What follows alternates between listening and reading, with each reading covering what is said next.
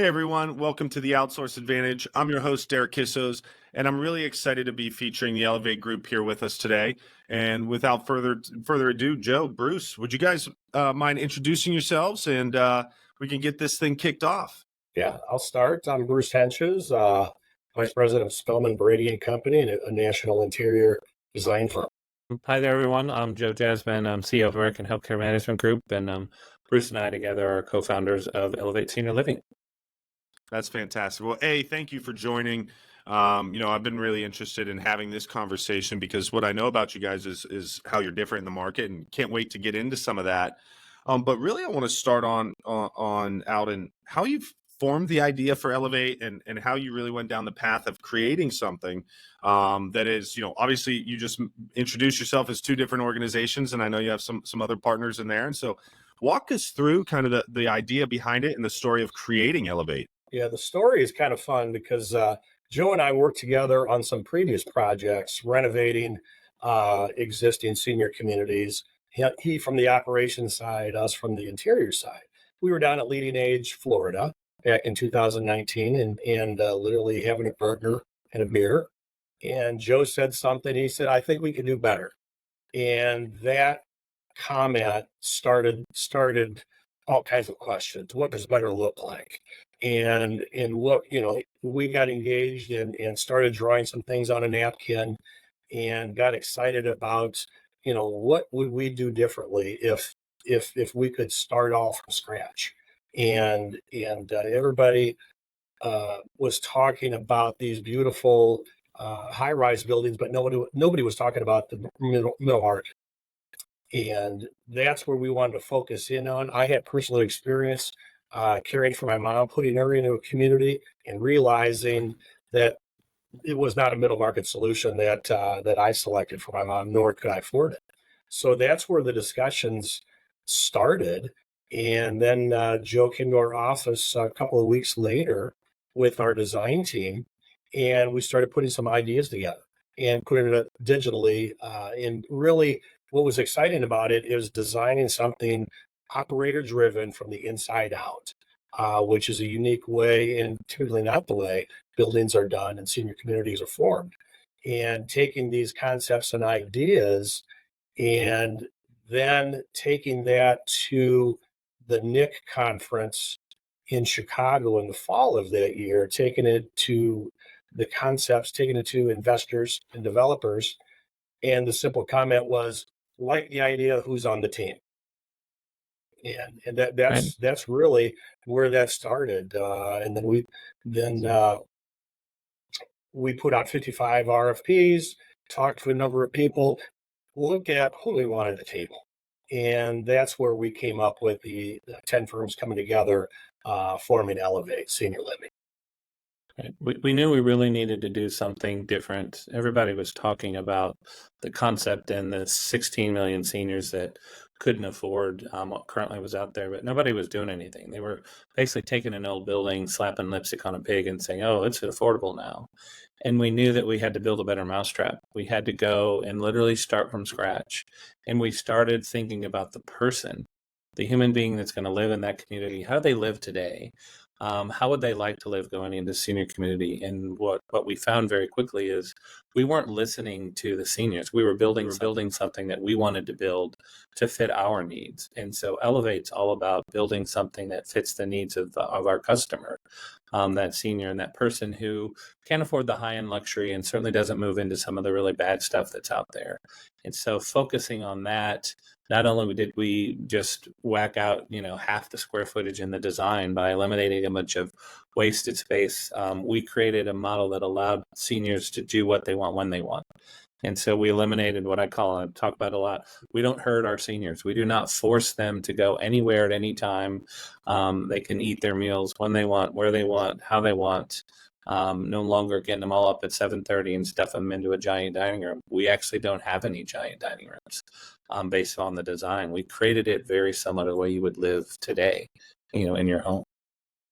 Yeah, that's fantastic. Bruce, you mentioned during your portion of that, the 10 firms that came together. And you don't need to name firms if you don't want to, but can you talk to me about the aspects of what those individual firms do and how they kind of cohesively came together to form Elevate. Right, right. And that's where we just looked at, if we were going to just think at the dinner table, of who do we want to invite to the meal? So we want operations, and that's Joe and his group. We want architecture. We want interior design. We want construction. We want casework, technology, marketing, accounting, insurance, and a sales CRM once we get all this together. So collectively, we put all of those seats at the table and began. And actually, we were a little bit fortunate, Derek, that the pandemic began and we had time on our hands. We had time to sit back and really design a solution and take the old concept and change change mindsets, because what we looked at and what was typically provided for is, a building that we were looking at typically is 85 to 100,000 square foot. And we kept on pushing, and Joe kept on saying less, less, push it down. And we've got that down to 55,000 square feet.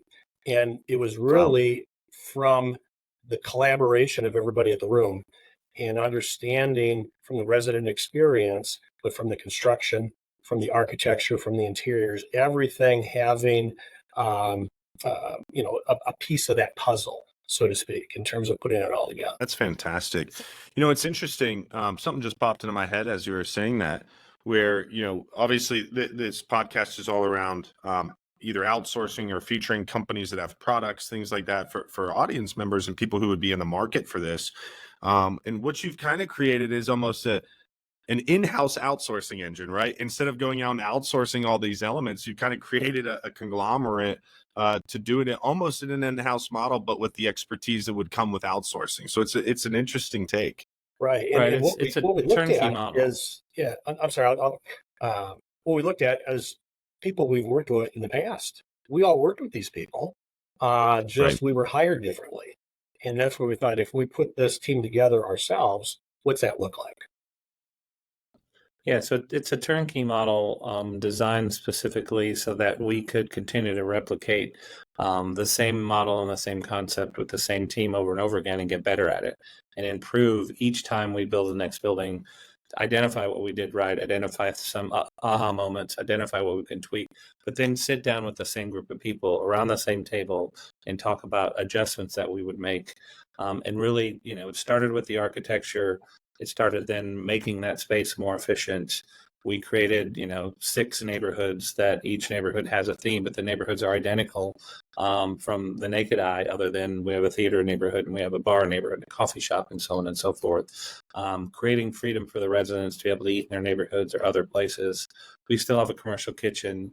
We still have a small restaurant, but that's sort of at their leisure and what we do. And with all of the folks involved and seeing that through the beginning of the process, from the drawing now through to construction and opening. And honestly, next week, our entire team is going to do what we call a sleepover at the community. And we're going to be residents, and we're going to spend the night, and we're going to learn based upon what we did. Here's what we built. What did we miss, or what would we might do differently? Would we change lighting? Would we do something different? So that we're continuously fine tuning that concept. If you keep changing horses all the way through the process, that consistency goes away after the first one. And we just didn't want to lose that. And the other part of it, as Bruce mentioned with the RFP, is we really put together a very strong team of like-minded folks that have the same mindset and I think the same passion for taking care of this segment. And we also have, something we like to laugh at. We have a no jerks rule. So everybody on our team is willing to work together and, not take themselves too seriously. And that's been fun and exciting along the way, but also a little bit challenging because we've changed mindset from vendor driven to owner driven. And honestly, that's been the hardest thing that we've done, because we have to constantly remind ourselves, remember, you're an owner. So a change order is technically coming out of your pocket. So before you do that, or before you take that next step, look in the mirror and say, this is coming out of my pocket. Is it something we really need to do? And I think over time we'll get much better with that, but that has been a really big challenge for us. Yeah, that's an interesting way to look at it. And it's also a way to keep people honest, right? Because they're all vested in the success and they're not just going to change order you to death. It's interesting, and I'm not going to say this is why you did, but again, something else pops into my head. I was having a conversation with the CEO of a supply chain organization a few weeks ago, and they have a different take on supply chain. But one of the things he said is, look, we didn't create this organization for the financial aspects or to build a business. We did it to solve a need. And if we do it right, the outcomes will be the leading indicator. The economics and financials of a business will be the lagging indicator. And as you guys just kind of walked me through that, it's almost like you have that same mindset from building it from the resident's perspective first. And if you do that right, you'll be fully occupied. I think we felt that this need was a large enough need personally impacting us as individuals first, and then secondly as professionals, that we truly could solve this problem. And that if no one was going to do it, and as you probably heard, probably for 2 years, people have been talking about affordable mid-market, what have you. We finally, I think, just got fed up enough to say, we have the talent, we can do it, and let's Right. be a leader. Let's be a change magnet, a disruptor. Let's go out there and let's just say this is going to be the way it's going to be going forward. And interestingly enough, we've seen tons of pushback. We've seen a lot of folks say it's never going to happen, can't work. Ironically, in our Clearwater location, the first one that's open, before we were even close to being mid-construction, our competitors were competing against us, and we hadn't even been open yet. They didn't even really know the concept. And so I know we're in the right space, and I know that we're going to solve problems for a lot of people. But we continue to encourage folks and our colleagues in the industry to get on board on the mid-market. There's so much more that needs to be done. We can't do it all. Yeah, that's great. Just, just because I'm in and around the senior living market, given what we do, and understand mid-market. But for those who may not understand that, can you elaborate on what you guys mean by the mid-market? Normally, when you're doing a market study for the high-end luxury model, you look at 50,000 median household income and above. Mid-market's basically 30 to 35,000 median household income and above. And so the way we position ourselves in the market is we look at the top 4 or 5 high-end communities in the market, and we average their one-bedroom rate. And we're $1,000 a month less than that across the board, and market to market to market. And the research has shown that if you can provide a product that hits that target, 75% of those people that can't afford will be able to afford. So we're addressing 75 of that 16 million that cannot currently afford what's currently in place. And that's a big difference. That's the difference from someone being able to live their best life in a beautiful place to not moving in at all, or being stuck at home, or being shut in, or having to settle for something that's not so much. Yeah, because there's kind of a gap in the market, correct? You guys know this industry way better than I do, but you look at your really high end exclusive CCRCs all the way down to the low tier, and there was a gap in there, and so I think that's great. And what with baby boomer, silver tsunami, all these terms you hear out there, did that go into your thinking on kind of sparking into this? Because I think obviously there's going to be an influx of the need for some quality housing for people that's relatively affordable. And so can you kind of talk through, with that on the horizon and obviously on our doorstep here, how that went into play and you guys coming up with this and fast tracking this, obviously with the pause in pandemic, which had to be great for planning purposes, by the way. But can you just explain that to me a little bit? That was in the back of our minds the entire time, because going to conferences over and over again, the high end was always discussed. The middle market was never. And just knowing the statistics of, I think we met 58 million 65-year-olds now, and it's going to be about 50% more in 10 years. And there's just a need. That baby boomer generation is aging. 10,000 people turn 65 each day, yet nothing was being done. Nothing was being talked about and developed and provided for these. And, going through it personally, and a lot of us have done that, that need was there. We were all in the industry working on the higher end communities, but knowing there's a bigger need. And then seeing we had a lot of community events prior to opening Clearwater. And those community events, we had them monthly, and just meeting with potential residents and them asking questions, because they were doing their research and they were talking to our competitors, and they're, why are we different? How are we different? How are we doing this? And it was enlightening talking to potential residents and getting their feedback in terms of what they were finding, their frustrations in the marketplace, and making sure that we have a product for them. Yeah, interestingly enough, Interestingly enough, when we look at the market right now today, in the places that we're looking at, we're the only show in town in the mid-market that's a ground-up build.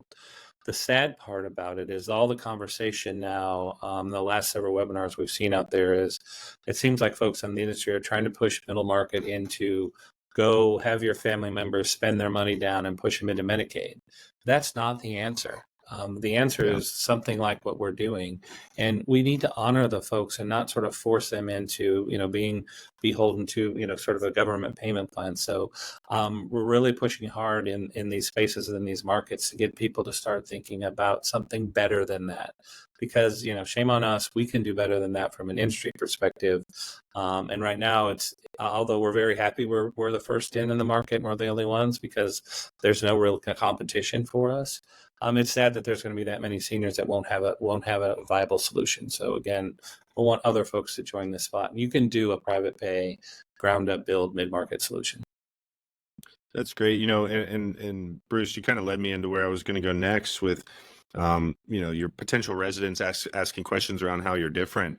You guys have both mentioned a couple ways on how you differentiate, especially just being the only mid-market option that's truly a quality mid-market option. But what is some other ways you guys differentiate that you could involve or inform the listeners as they're looking at this space, or maybe they have a family member who might be interested in general? It starts with the design, and then it goes to the operations. So the design is efficient, a much smaller footprint, but when you walk the building, it isn't small. Or we don't have a standalone theater room. We have a whole theater neighborhood. A lot of our space is flex space. We provide every single amenity that you would have in the high-end luxury. We just do it in a sort of a smarter fashion. The addition to that is we've integrated and we become part of the community. So from a staffing perspective, we still staff to ratio, but we partner with local not-for-profits to come in and work with us and provide us things like transportation services or job training. We partner with a group called Eckert Connects. They do job training that are bringing us caregivers and chefs and maintenance folks that come and supplement the care staff that we have. So it's a better environment. It's a more flexible environment, and our care staff doesn't get burnt out because they have help all the time. We integrate family members in our volunteer program through a booster club, and we create a very different, robust appeal. So instead of moving them in and shutting the doors, we've moved them in and opened the doors and invited in all of the not-for-profits in the area. And that's why it's a significantly different, wide open community. That then allows us to do the things we talk about with senior freedom and no hurting by allowing that resident to live the life that they live. You can sort of do it in a traditional design, but there are all those long hallways that the resident comes out of the door and says, oh my gosh, I'm not going that far. Our rule is about 22 steps between your room to something exciting. And if it's more than that, then we needed to fix it so that resident doesn't get isolated and they can get to the things that they want to do. And then creating a wide open space for them throughout. So every resident that lives, regardless of neighborhood, have the ability to go throughout the whole community. And in our design with a giant center courtyard that's fully secured, our memory care residents have the freedom to roam anywhere they want in that courtyard versus that small little kind of dog pen we see a lot, which is sad to say, but that's what a lot of memory cares get is this little strip of grass, not an elevate. They have the freedom to roam and do those things. And so architecture, operations, being part of the community, changing the mindset and offering freedom is really the big differentiators. That's fantastic. It's interesting on that approach because, it's you're holding true to focusing on the person, right? Not the business. And it's, you could tell as you're talking about that, one of the interesting things you mentioned neighborhoods. Can you elaborate a little bit on what you guys mean by neighborhoods? Yeah, so we've got 6 neighborhoods of 16. So basically, there's a picture, if you will, just like your home. You come out of your room and you enter your dining room. That could be your dining room during the day. It changes into a theater at night. Each of the neighborhoods are themed. So we want to, we have a bistro, we have a theater, we have an activity area, we have a bar, we have a gaming area. So we want to promote activity throughout the community, moving around the community. And these are flexible spaces that they change from function to function during the day. So we don't have one big, large dining room that sits unused 22 hours a day. So it's much like your home, where you move furniture around when you have guests, and you do different activities, and that becomes your living area, your living room, and the residents are encouraged to walk through. We might have taco night in one neighborhood and lasagna night in another neighborhood. People are given the freedom of choice and walking around and taking part what they like. Yeah, that's great. It's interesting, Joe, when you mentioned the 22 steps to something exciting. When I'll akin to when I travel a lot, and so I never want to be more than 22 steps from the elevator in a hall in a hotel, because then I'm wasting so much time walking to and from my hotel. And by the way, great marketing tactic too. I mean, who wouldn't want to spend kind of that season of their life with 22 steps to excitement? Right. Yeah. And I think that's fantastic in how you've designed it that way. In terms of one of the things I also think you guys do that's a little unique is talk about how do you choose new markets, and what kind of research goes into that, and how do you select where you're going to build these? So obviously Clearwater was your first. So I guess if you could start there and talk about, your future ones and how you actually pinpoint those markets you're going to build. Yeah, great story. We initially did it the way I think anybody would normally do it. We looked at 200 markets, narrowed down to 100, and then started to eliminate markets from that standpoint. And the key threshold, there's sort of 4 drivers we look at first, and if we hit yes on all 4 of those drivers, then it's a dive deep type of process. So it's median household income 30,000, 35,000 and above, median home value 150,000 plus, 65 plus population 10% or better. And then the 65 plus population as a percentage of total population. And if those things hit, then we go dive deep. Then you look at land value. So we did all of this and narrowed it down to 10 locations, picked 10 that we were focused on. One was St. John's, Florida. One was Clearwater, a couple other spots. And as just reality happened and the world evolved and deals got put together, Clearwater popped up to the front because it's the one that got the deal done faster. But we've at this point stopped really actively looking at new locations are on our own. They're coming to us like you wouldn't believe. People are bringing projects to us and deals, and we're just vetting them from that standpoint, which honestly has been a lot easier, and it's a little bit more fun.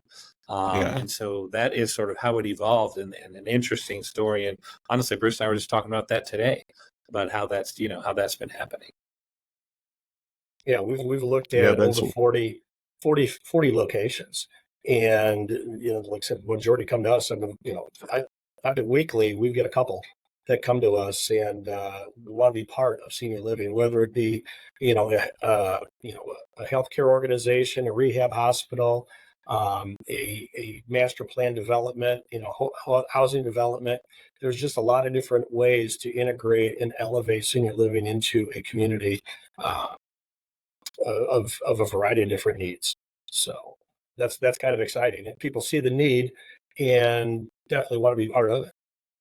Yeah, no, there's Yeah. also a big market study that gets done and a bunch of other homework. I mean, it's a little bit more complex than that, but honestly, that's pretty much, how it goes. We do have to vet, competition and everything else as well.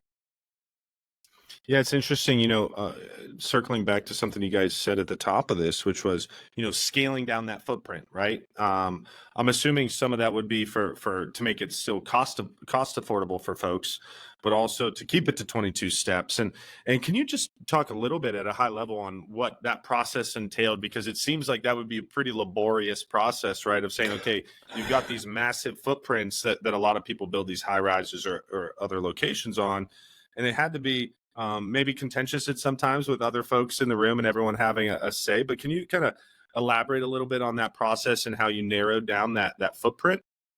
Yeah, so we started with the napkin drawing that Bruce mentioned over a burger and a beer. We sat down in his office with Stan and Alicia and Bruce Stein, a couple other folks, and we started sketching things out and trying to create this model. And of course, all of our previous mindset comes in and we create something that's monstrous. And then we brought Granny in, our architect, and he was like, you got to put doors and windows in this thing. Yes. And then it was when it started to become contentious because I'm like, I don't want that space. And Grant was saying, well, by code, you need to have this, and back and forth and up and down and around the corner. And somewhere around from 100,000 to 75,000 was pretty easy, but 75,000 to 60,000 was brutal. And I really wanted us to get to 50,000, and we couldn't because we needed to have 2 elevators to honor the steps and the closeness.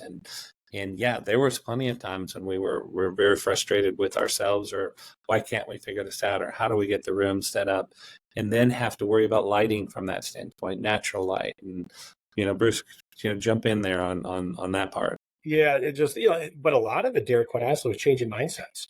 It's never been done before. So we had to challenge ourselves to think differently. And, how can we pull the natural lighting? How can we eliminate steps? How can we, do we need 2 elevators? Do we, what are the access points? And looking at, staffing relationships with the residents and, looking at all these and the technology components within that. And where do we put can we have, maintenance accessible just from the outside instead of having folks come in to the community. So it was really just totally thinking differently and challenging ourselves throughout that process. Yeah, we started with Yeah. an X. We ended up with a U shape with a box in the middle. So how we got from X to that, who knows, but we did. Well, and it must be good. You guys mentioned that the folks you brought to the dinner table, as you mentioned earlier, are people you've worked with in the past, and I can't imagine how this would be if you tried to do this with an RFP process to get vendors and things like that to come in and not have already an established trust and confidence with the folks around the table. But then more importantly, obviously, it makes a ton of sense now after hearing all this why you went down the path on the structure of the organization of Elevate, right? Because then you don't have a construction company who wants to push back on let's make it bigger because our invoice will be bigger. Everyone's vested in that. And so it was such a good model that, hopefully we start seeing more of that in even other industries, because what a value to the end user and customer. Yeah, it's exciting now that Clearwater's open, and we kind of use that as the test kitchen. I mean, as Joe mentioned, we're going there for the sleepover soon, and we're really looking at the physical environment and how can we do better, and how do we tweak the machine a little bit. Look at all of the elements within care, within the food experience, the resident engagement, the technology, and it's really, we know we have something now, but we always improve upon it. So. Yeah, and so operationally, same challenges, old Really? mindset. We literally turned operations upside down, even to the point of there's a standard meeting that happens in senior living every morning called stand up. I've eliminated stand up in that fashion, and we do an afternoon roundup just to force changing mindset. So the focus of the day needs to be not about us and our little stand-up meeting, but about the resident and what they're doing for the day. Our stuff can come later on at the end of the day when our residents are happy and they're doing their thing. So, and we found ourselves just last week, on site having conversations, and the team sort of merged themselves back into this morning stand-up, like, what are you doing? What's the plan for the day for our residents? How are we going to make their day better? And so that's going to be constant reminders of ourselves and our teams to remember we're different than the traditional. It helps with the design in the building, but that's probably going to be something I guarantee we'll be talking about 6 months from now, saying, you know what, they flipped back and we had to change it again. But we'll get there. And the end of the day, the residents are going to really be better off, in the long run, based upon the environment they're going to be able to live in. Yeah, that's great. Obviously, I think the sleepover concept is great. You guys see it firsthand. How do you incorporate the resident feedback that you have in Clearwater now to also inform maybe your next build? There's a bunch of different ways. A lot of folks will do traditional surveys. We'll do those, but those are really more after the fact. Our focus has been to get live feedback as often as we can. So we're in the buildings. We're integrating with the residents. We sit and spend time with them. Part of the challenge and charge for our team on the operations side is every time they go into the building, they've got to come back and deliver. What residents did you interact with? What did you do? Did you help or hurt? Bruce and the other folks on the team, and Bruce is very good at it as well. When we're having events, and we'll continue having events in communities, all the partners come.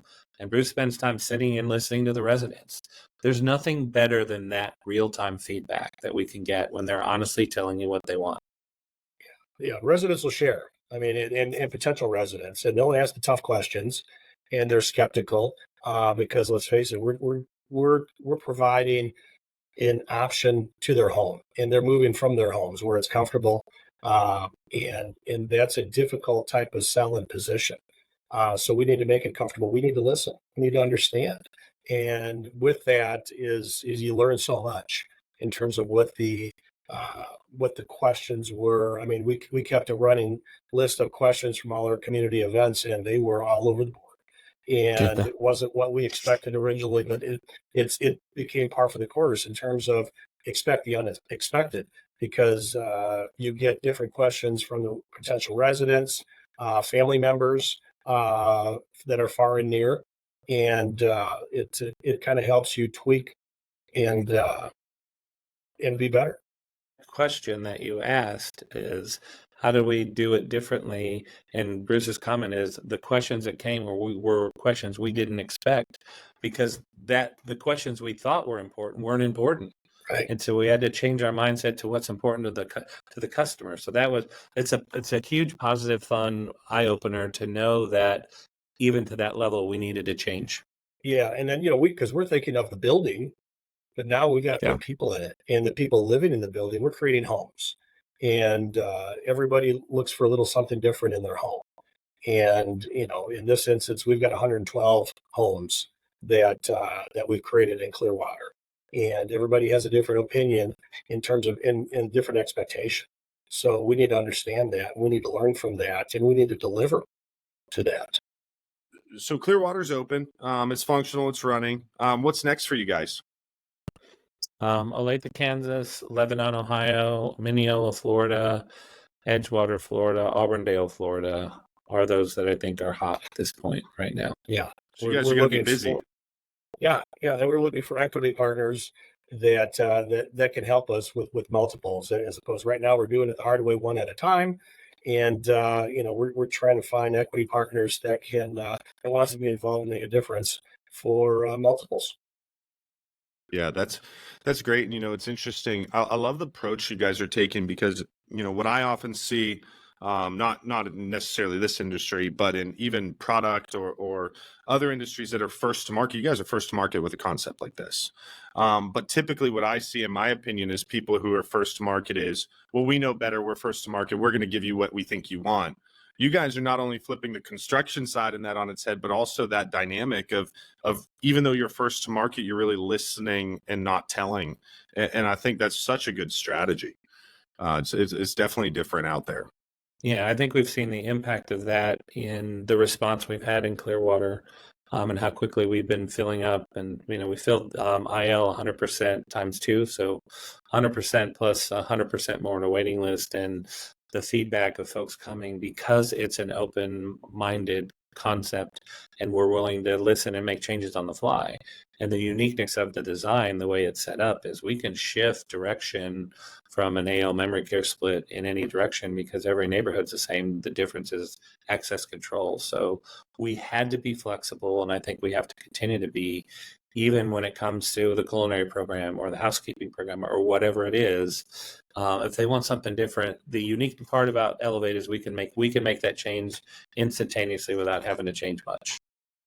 Well, and I think a cool story, Derek, is I was down one of our community events. A gentleman came in the next day into the clubhouse and was giving his deposit, and he was literally shaking. He was shaking and had tears in his eyes, and he says, "I just think this is too good to be true."